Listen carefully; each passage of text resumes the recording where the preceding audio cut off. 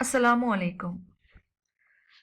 आज अपने lecture series को आगे बढ़ाते हुए हम पेपर 6 का टॉपिक 4 कवर करने की कोशिश करेंगे, जो कि है public man and public servants declaration of assets act and rules there under.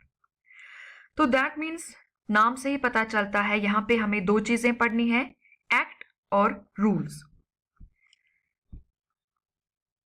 पहला तो है एक्ट के अंडर कौन सा एक्ट हमें पढ़ना है, J&K public man and public servants declaration of assets and other provisions act 1983। और रूल्स के अंडर हमें क्या पढ़ना है, J&K public man and public servants declaration of assets and other provisions rules 1998। तो पहले मैं आपको यहाँ पे बता दूं कि ये एक्ट या ये रूल है क्या, किस रिलेटेड है। जब भी एक नॉर्मल पर्सन, एक बंदा पब्लिक मैन या पब्लिक सर्वेंट बनता है तो उसे अपनी सारी प्रॉपर्टी जो कि उसके नाम पे हो या उसके फैमिली मेंबर्स के नाम पे हो, उसकी पूरी डिटेल जो है गवर्नमेंट को सबमिट करनी पड़ती है। ठीक, तो उसी चीज के रिलेटेड अगर इन कोर्स ऑफ टाइम उसकी वेल्थ में इंक्रीज होता है, वो कैसे हुआ, क्यों हुआ, वो देखा जा सकता है। और अगर डिक्रीज हुआ, वो कैसे हुआ, क्यों हुआ, वो भी देखा जा सकता है। तो इसका फायदा क्या है कि एक पब्लिक मैन या एक पब्लिक सर्वेंट पे ये प्रेशर रहता है कि वो करप्ट प्रैक्टिसेस से जो है अपनी वेल्थ को ना बढ़ा सके। ठीक, तो वो जैसे ही पब्लिक मैन या पब्लिक सर्वेंट बनता है, उसके पास जितनी भी वेल्थ होती है उसके नाम पे या उसके फैमिली मेंबर्स के नाम पे, वो उसका एक फुल जिस्ट गवर्नमेंट को दे देता है। तो फिर गवर्नमेंट देखती है विद कोर्स ऑफ टाइम कि इसके पास अगर एक्यूमुलेशन ज्यादा हो रही है वेल्थ की, किन सोर्सेज से हो रही है, कैसे हो रही है। ठीक है, तो इसी चीज के साथ ये एक्ट और ये रूल्स जो है डील करते हैं। तो आज हम कोशिश करेंगे पहले एक्ट को कवर करने की और इंशाल्लाह नेक्स्ट लेक्चर में हम रूल्स को कवर करेंगे। तो ये जो एक्ट है इसे डिवाइड किया गया है 5 चैप्टर्स में। पहला डेफिनिशंस, दूसरा declaration of assets by public man, तीसरा declaration of assets by public servants, चौथा restrictions on trade and property और पांचवा मिसलेनियस। तो आप यहाँ पे कहेंगे कि पब्लिक मैन और पब्लिक सर्वेंट्स क्या होते हैं, ये मैं आपको आगे बताऊंगी डेफिनेशंस में कि इन दोनों में क्या डिफरेंस है। नाउ पहला चैप्टर डेफिनेशंस। तो पहली डेफिनेशन है हमारे पास एसेट्स।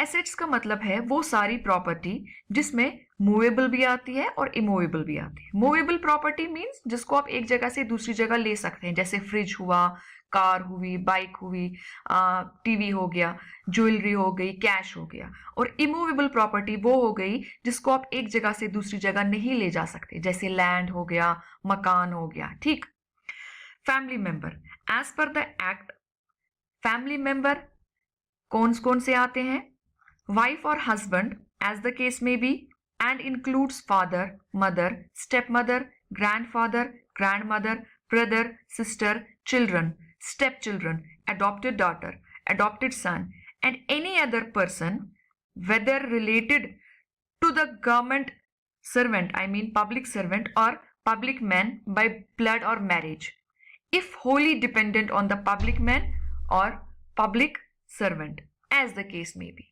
ठीक, मतलब family member, husband, wife, father, mother, step children, जो भी मैंने आपको इसमें वर्ड्स बताए वो, और वो बंदा जो कि रिलेटेड हो इस पब्लिक मैन या पब्लिक सर्वेंट को बाय ब्लड और मैरिज और उस पर होली डिपेंडेंट हो। ठीक, वो सब आते हैं फैमिली मेंबर में।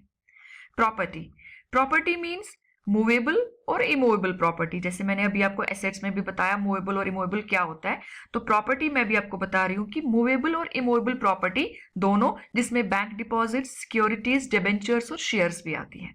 यहां मैं आपको बता दूं कि जब भी आपके एग्जाम में डेफिनेशंस रिलेटेड टू एक्ट आए तो कोशिश करें कि यही वर्डिंग लिखे जो यहाँ पे दी गई हो, अपनी खुद की कोई जो है कारीगरी उसमें ना करें। ठीक, पब्लिक मैन। पब्लिक मैन क्या होता है, जो मैंने अभी आपको आगे बताया कि इसमें दो टर्म्स हमें देखने को मिली, पब्लिक मैन और पब्लिक सर्वेंट। ठीक, public man means a person जो कि मेंबर हो either of the houses of state legislature या मेंबर हो काउंसिल ऑफ मिनिस्टर्स या मेंबर हो म्युनिसिपल काउंसिल और टाउन एरिया कमिटी, या इलेक्टेड मेंबर हो किसी भी नोटिफाइड एरिया कमेटी का, या चेयरमैन हो म्युनिसिपल काउंसिल या टाउन एरिया कमिटी या नोटिफाइड एरिया कमिटी का। तो ये आते हैं पब्लिक मैन। अब हम देखते हैं पब्लिक सर्वेंट कौन से हुए।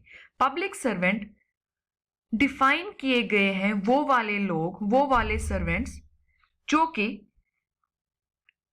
रणबीर पेनल कोड के section 21, state Ranbir penal code के सेक्शन 21 के अंडर डिफाइन किए गए हैं और वो पब्लिक मैन की कैटेगरी में जो है फॉल नहीं होने चाहिए। ये जो मैंने पब्लिक मैन की कैटेगरी यहाँ पे दिखाई, इसमें फॉल नहीं होने चाहिए।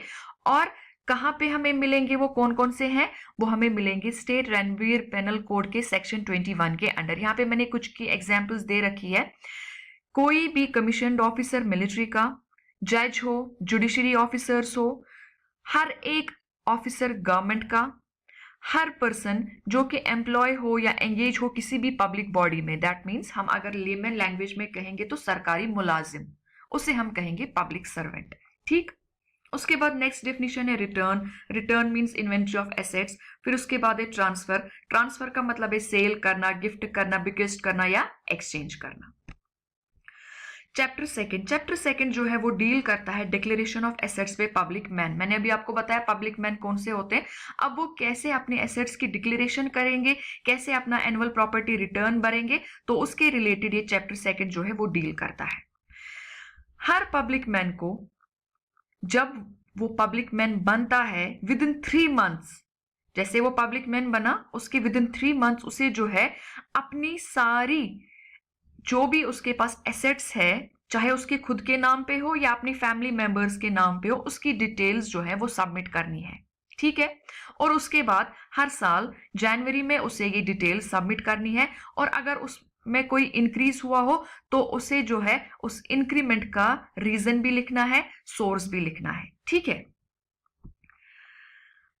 नेक्स्ट ये जो उसने रिटर्न भरा, ये कहाँ जाता है, ये प्रेस्क्राइब्ड अथॉरिटी के पास रहता है जो कि प्रेस्क्राइब की गई हो इस बिहाफ में, और आफ्टर स्क्रूटनी वो प्रेस्क्राइब्ड अथॉरिटी उसे अपने पास रखती है।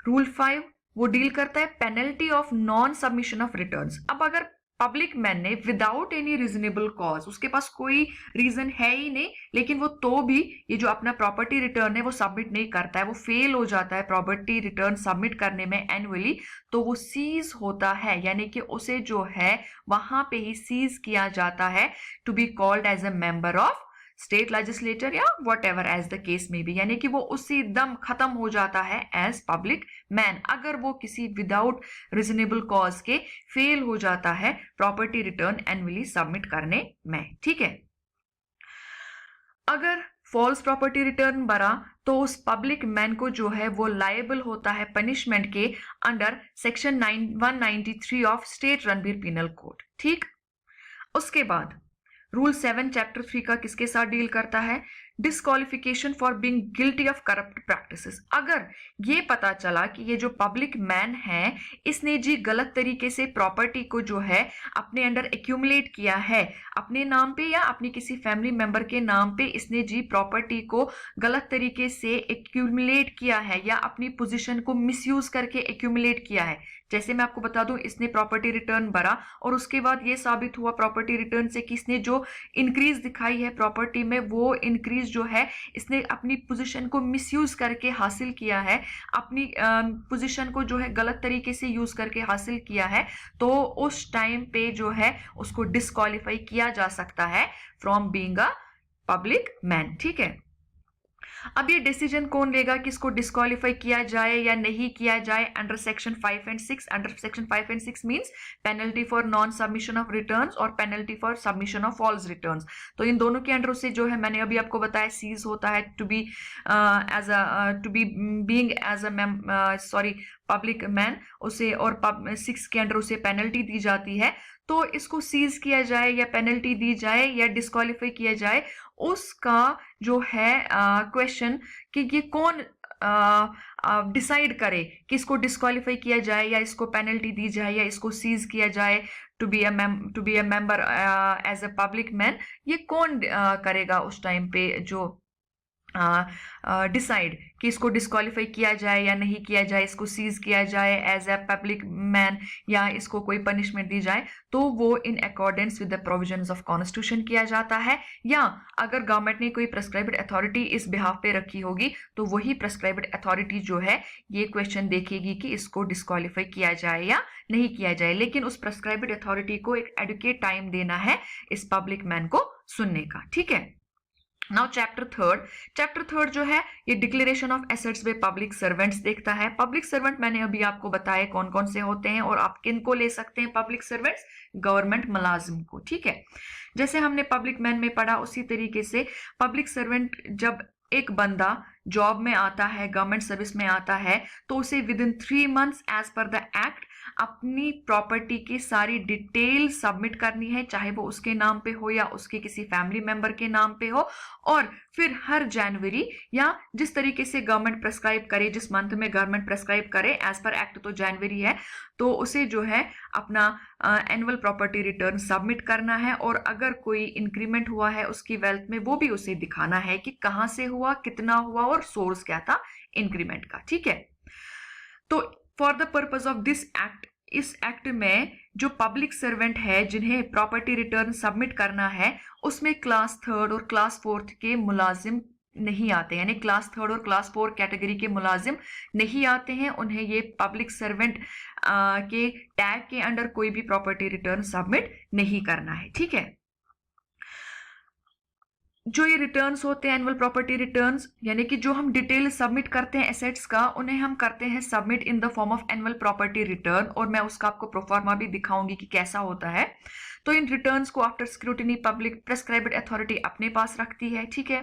जैसे हमने अभी पढ़ा, अगर कोई पब्लिक सर्वेंट ये जो है रिटर्न सबमिट ना करे तो उस टाइम पे उसे जो है विदाउट एनी रीजन वो ये सबमिट नहीं कर रहा है, वो फेल हो रहा है विदाउट एनी रीजनेबल कॉज अपना रिटर्न सबमिट करने में, तो उसे जो है प्रिवेंशन ऑफ करप्शन एक्ट के अंडर पनिशमेंट दी जाएगी, ठीक है। तो वहां हमने देखा था रणबीर पीनल कोड के अंडर पब्लिक मैन को दी जाती है पनिशमेंट, लेकिन पब्लिक सर्वेंट को प्रिवेंशन ऑफ करप्शन एक्ट संवत 2006 के अंडर जो है पनिशमेंट दी जाएगी।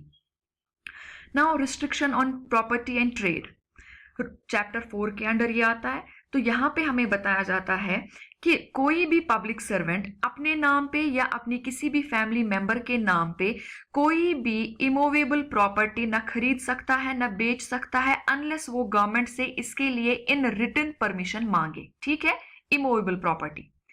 अब रही बात मूवेबल प्रॉपर्टी की, तो अब अगर उसने कोई मूवेबल प्रॉपर्टी खरीदी या बेची, अगर उसका वैल्यू उस वैल्यू से कम होगा जो कि गवर्नमेंट ने रखा है, इस टाइम पे 20,000 रखा है as per declaration of asset rules, अगर 20,000 से कम है तो उसे गवर्नमेंट की नोटिस में नहीं लाना है। अगर 20,000 से ज्यादा है तो उसे इस मूवेबल प्रॉपर्टी को भी गवर्नमेंट की नोटिस में लाना है बेचने या ट्रांसफर करने से पहले, यानी सेल या एक्वायर करने से पहले। अगर इस मूवेबल प्रॉपर्टी का वैल्यू 20,000 से ज्यादा है तो उसे इसके लिए भी गवर्नमेंट से परमिशन लेनी है।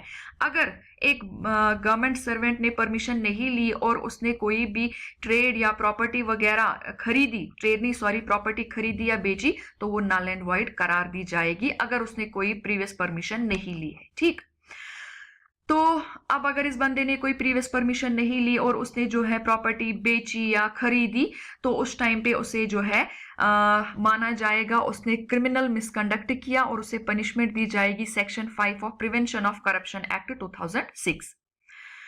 कोई भी गवर्नमेंट सर्वेंट लीव पे या एक्टिव सर्विस में कोई भी बिजनेस डायरेक्टली नहीं कर सकता, कोई भी एम्प्लॉयमेंट नहीं ले सकता अदर देन उसकी जो एक्चुअल अपनी एम्प्लॉयमेंट है, अनलेस वो गवर्नमेंट से इसके लिए परमिशन ना ले।